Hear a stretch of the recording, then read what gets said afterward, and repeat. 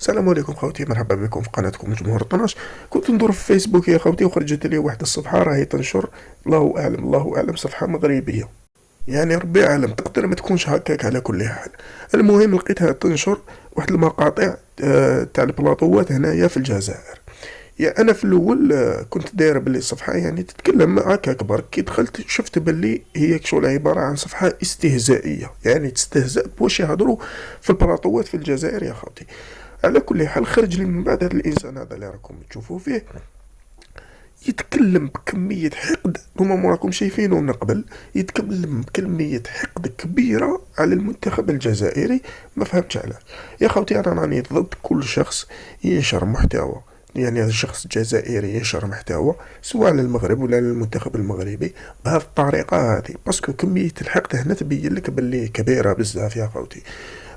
على كل حال احنا راكم شفتوا ما في كأس العالم، ما تجيش تقول لي نسيبورتي فرنسا ولا الارجنتين، ولا انا واحد من الناس كنت نسيبورتي الفريق المغربي، كنت حايب يدي كأس العالم على كل حال بكل صراحة.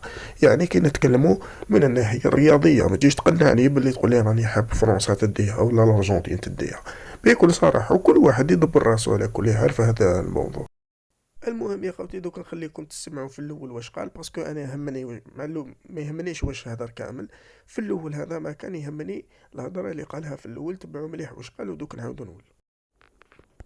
الجزائري بدأ حملة إسقاط المنتخب الجزائري من الآن.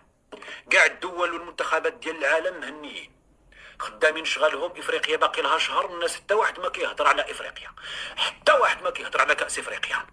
التوانسه ما يهضروش، المصريين ما يهضروش، المغاربه ما يهضروش، كلشي الصومال السنغال النيجير بنين حتى واحد ما كيهضر عليه الا الجزائر. بداو ابن عمي، بداو عاود داك يشحنوا لك الشعب الجزائري، عاود يدخلوه في ذاك المعنى. عاود الشعب الجزائري الكره، عاود كره كره كره كره كره كره كره كره. بداو ابن عمي، بداو. حنا مازال حمدنا لك يا ربي وشكرناك.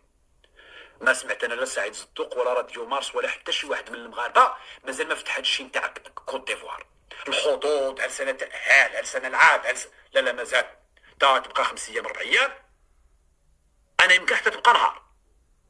هما بداو ايوا، واسمع ابن عمي كيفاش بداوها.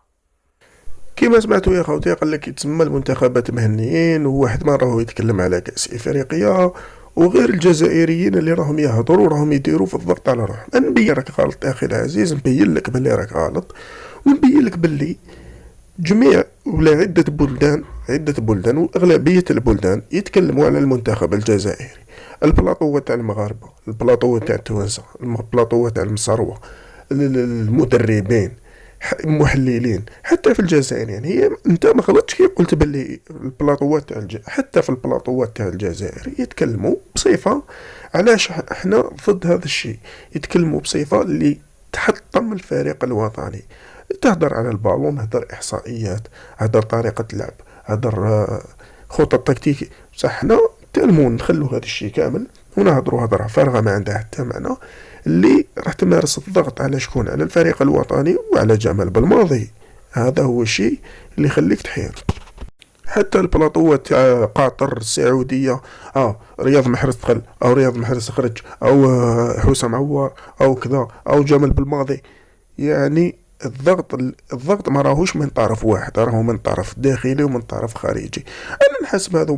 دير في بالك حاجه اخويا العزيز، باللي المنتخب الجزائري راهو بكل صراحه، نقولوها بكل صراحه، راهو مرسو خبز بالنسبه للدول العربيه كامل، بالنسبه لقنوات اليوتيوب، بالنسبه للتيك توك، بكلش راهو مجرد كما نقولوا حنايا لقمة. راهو لقمة شغل مصدر رزق، كما نقولوا مصدر الرزق الكامل. هذوما الأصناف. جيت تقول لي ما من قناة يوتيوب وراك تتكلم على المنتخب الوطني الجزائري، نجي نقول لك حاجة الأولى أخي العزيز، أنا جزائري، يعني أنا هو الأجدر والأحق باش نتكلم على بلادي. الحاجة الثانية، أنا ما رانيش نحطم كيما جماعة جناد وجماعة بن شيخ وجماعة فلان وفلتان، ما نحطموش على المنتخب. حنا نهضروا هضرة اللي إذا ما فادتش ما راحش تضر، يعني مجرد رأيي كمواطن وكسيبورتور وكإنسان يحب بلاده ويحب المنتخب الوطني. على كل حال هذا واش حبيت نقول لكم خوتي. وفي نهاية الأمر هذه تبقى مجرد كرة قدم، والإنسان لازم يعرف واش راهو يهدر، هذا ما كان.